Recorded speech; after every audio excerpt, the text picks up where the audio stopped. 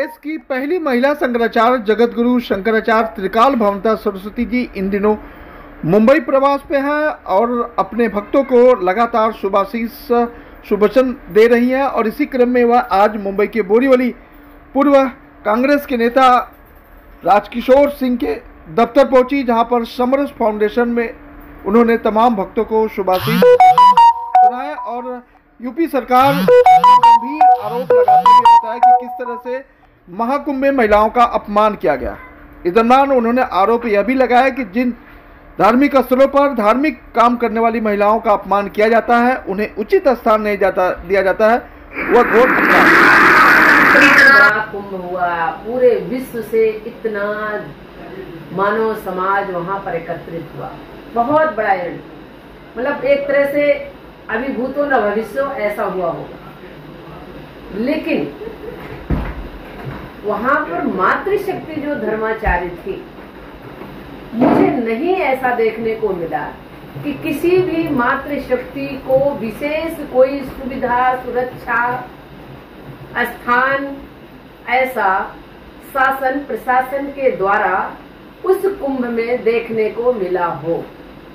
जो हमारी मातृशक्तियां अपने पूरे जीवन को धर्म को बचाने में, सनातन धर्म को सुचारू रूप से चलाने में, धर्म स्थान को बचाने में, धर्म को बचाने में लगा दिया, वो महिलाएं मातृशक्तियां हमारी कुंभ में इधर से उधर भटकती रही और मुझे नहीं मिला ऐसा देखने के लिए कि स्पेशल विशेष उनके लिए स्थान हो, उनकी विशेष ऐसी व्यवस्था हो कि जिससे वो एक वहां से, जहां गंगा जमुना सरस्वती तीनों नदियां वहां पर हैं, मातृशक्ति का अटूट केंद्र है। इतना विस्तार कि भूतो न भविष्यो।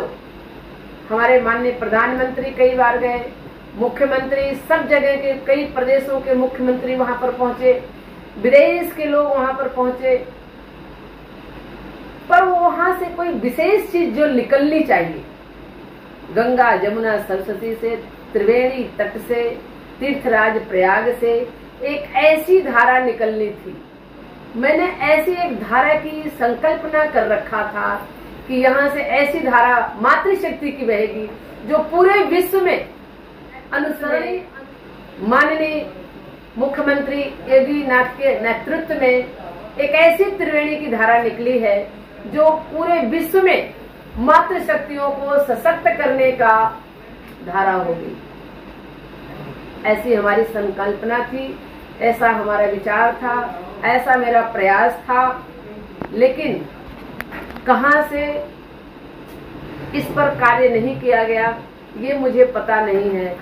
लेकिन मैं पुनः माननीय प्रधानमंत्री जी का ध्यान आकर्षण करना चाहूंगी कि पूरे धर्म के क्षेत्र से मातृशक्तियों को, जीवन को धर्म के कार्य में संलग्न कर रखा है। धर्म के अलावा उनके जीवन में कुछ और नहीं है। धर्म के क्षेत्र पैदा करना चाहती है जो राष्ट्र के लिए, समाज के लिए सशक्त कार्यरत है। अच्छी खासी पढ़ी लिखी पीएचडी की हुई धर्माचार्य महिलाएं हैं, पर उन्हें जिस रूप में, जिस पद पर, जिस तरह के उनके स्थान होने चाहिए वो मुझे देखने को न प्रयागराज में मिला, न जैसे कहते हैं कि समुद्र मंथन हुआ था तो अमृत की बूंदें मुख्यतः 4 जगह सभी लोगों को पता है। मेरा जीवन धर्म के क्षेत्र में लगभग 30 से 35 साल हो गया। मैं पूरी तरह समर्पित होकर के धर्म के संरक्षण में लगी हूँ। खास करके मेरा मातृशक्तियों के लिए समय जाता है और कार्य है। धर्म की ऋण मातृशक्ति है और मातृशक्ति अगर हमारी धर्म के क्षेत्र में कमजोर है तो मुझे लगता है बाकी के क्षेत्रों में भी कमजोरियां बनी रहेगी, क्योंकि पीठों से जो शब्द निकल के जाते हैं, जो विचार निकल के जाता है, वो संप्रदाय और परंपरा बनती है। परंपरा बनाने वाली अगर हमारी मातृशक्तियां गलत परंपराओं के रास्ते से अगर जाएंगी, तब मुझे नहीं लगता कि धर्म सशक्त होगा। सनातन धर्म का जो वैदिक काल में स्वरूप था, उस स्वरूप को पुनः स्थापित करने के लिए, मातृशक्तियों को सशक्त बनाने के लिए, मातृशक्तियों के सम्मान के लिए, मातृशक्तियों की जो शक्ति है उसे राष्ट्र हित में लाने के लिए धर्म क्षेत्र के जो स्थान है जिस पर मातृशक्तियां विराजमान है, जो मातृशक्तियों के नेतृत्व में चल रहा है, उस पर विशेष तौर से उनकी सुरक्षा का भी ध्यान होना चाहिए, उनके स्थान की सुरक्षा के ध्यान होना चाहिए। तमाम तरह की कुरीतियां, भूमाफिया भी लगे हुए हैं कुछ स्थानों पर, उसको भी देखना चाहिए। पुराना से पुराने स्थान है, कई हमारे जानकारी में है, जिस पर भूमाफिया लगे हुए हैं, उस पर सरकार का ध्यान आकर्षित नहीं होता है। उन धार्मिक महिलाओं के ऊपर जो हमारी धर्माचार्य हैं, उनके ऊपर तमाम तरह के आक्रमण होते रहते हैं, उनकी सुरक्षा की विशेष ध्यान नहीं है।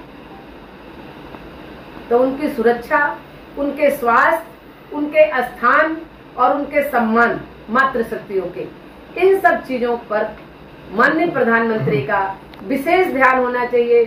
पूरे भारत के मंदिरों पर जहां पर मातृशक्ति है, उस पर उनके सुरक्षा, स्वास्थ्य और उनके सुरक्षा का विशेष ध्यान करके ऐसा अगर विचार और विकास और ऐसी योजनाएं अगर प्रधानमंत्री के तरफ से निकल करके आती है, तो मुझे लगता है कि हमारा सनातन धर्म सही दिशा में सुचारू रूप से मानव समाज का निर्माण होगा, और वो जो भावी पीढ़ी हमारी निर्माण होगी, वो राष्ट्र के हित के लिए धर्म नीति के मार्ग से राष्ट्र का निर्माण करने में सशक्त होगा। देखिए, हमारे समझ से राजनीति और धर्म नीति दोनों एक दूसरे के पूरक हैं, पर किसी आतंकवाद को लेकर के, किसी दुर्घटना को लेकर के राजनीति करना ठीक नहीं। राजनीति में भी जब धर्म के नीति से राजनीति की जाती है, तो मुझे लगता है कि वो ज्यादा बेहतर होता है।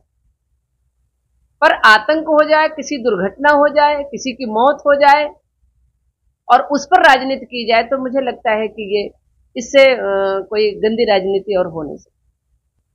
देखिए, घटना तो कभी भी कहीं भी हो सकती है, इसे राजनीतिक रंग नहीं देना चाहिए। घटना को घटना के तरीके से देखना चाहिए। जो दुर्घटना हुई है, उन्हें के साथ संवेदना होनी चाहिए, उनकी सुरक्षा होनी चाहिए, उस पर विचार करना चाहिए कि आगे कोई ऐसी दुर्घटना पुनः न जन्म ले, न कि उस पर राजनीति करनी चाहिए। देखिए, इसमें किसी को दोषी कोई दुर्घटना को लेकर के अगर बताया जाए, तो मुझे लगता है कि कोई दुर्घटना जो है बता करके नहीं आती। दुर्घटना जिसे करना रहता है सिर्फ वही जानता है, और वो समय देखता रहता है। लेकिन दुर्घटना होना हो, ऐसा मुझे नहीं लगता है कि बता करके कोई आएगा। हम लोग को छोटे छोटे जीवन में घटना होनी रहती है, 1 मिनट में हो जाता है और पता नहीं चलता है। तो फिर भी हम लोग ड्राइवर को दोषी करते हैं कि ड्राइवर ने ठीक से नहीं चलाया, इसलिए हो गया। तो ठीक है, कहीं ना कहीं थोड़ी बहुत जो ओवर हम सब लोग जो भी व्यवस्था में होता है वो कर लेता है, लेकिन दुर्घटना तो दुर्घटना ही होती है। दुर्घटना कभी बता करके नहीं आती। पाकिस्तान को कैसा जवाब देना चाहते हैं, कैसे जवाब देना चाहिए? पाकिस्तान को जवाब कड़ा से कड़ा, कड़ी से कड़ी रूप में देना चाहिए, जिससे वो दोबारा इस तरह का दुर्घटना के लिए दुस्साहस न कर।